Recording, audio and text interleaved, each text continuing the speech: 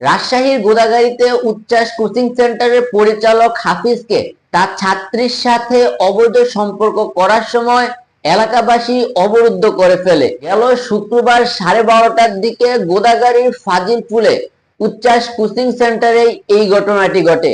এ সময় উচ্ছ্বাস কোচিং সেন্টারের পরিচালক হাফিজকে শাস্তির দাবিতে বিক্ষোভ মিছিল করে সেসব এলাকাবাসী। হাফিজের বাড়ি গোদাগাড়ী উপজেলার সুলতানগঞ্জ গ্রামে, আর মেয়ের বাড়ি গোদাগাড়ীর উপজেলার ড্রিগ্রাম এলাকায়। তবে হাফিজ আগে থেকে বিবাহিত এবং তার 2টি ছেলে মেয়েও রয়েছে। এলাকাবাসী এবং পুলিশ জানিয়েছে, ফাজিলপুরে অনেকদিন ধরেই একটি ফ্ল্যাট ভাড়া নিয়ে প্রতিষ্ঠানটি কোচিং সেন্টার নামে বিভিন্ন অনৈতিক কাজে লিপ্ত ছিল এই হাফিজ। শুক্রবার 12:30টার দিকে কোচিং সেন্টারের কোচিং ক্লাস শেষ হওয়ার পরে হাফিজ তারই অন্য এক ছাত্রীকে নিয়ে একলা সেই ফ্ল্যাটে ঢুকে।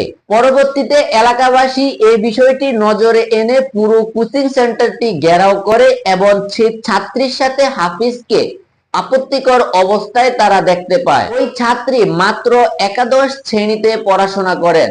বিষয়টি জানতে পেরে এলাকাবাসী সেখানে গিয়ে হাফিজের উপর চড়াও হয়। এক পর্যায়ে অবস্থান বেগতিক দেখে গোদাগাড়ী উপজেলার পুলিশ সেখানে হাজির হয়। পরবর্তীতে স্থানীয় গণ্যমান্য ব্যক্তিদের সহযোগিতায় তাদেরকে সেখান থেকে উদ্ধার করে গোদাগাড়ী পুলিশ সুপারের কার্যালয়ে তাদেরকে নিয়ে যাওয়া হয়। কিন্তু পরবর্তীতে বিক্ষুব্ধ জনতা পুরো থানাটি ঘেরাও করে এবং উভয়ের শাস্তির দাবি জানায়। প্রত্যক্ষদর্শীরা জানিয়েছেন, হাফিজের সাথে সেই মেয়ের বিয়ে দেওয়ার শর্তের দাবিতে থানা থেকে ছেড়ে দেওয়া হয়। পরবর্তীতে বিয়ে করার পরে 50 লক্ষ টাকা কাবিননামা দিবে বলে হাফিজ রাজি হয়েছে।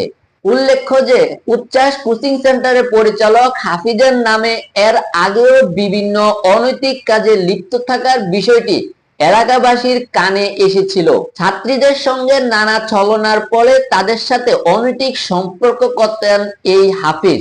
এ বিষয়টা এলাকাবাসী আগে থেকে জানলেও এই সর্বপ্রথম তারা সত্যতা এবং তাদেরকে হাতে নাতে ধরার সুযোগ পায়।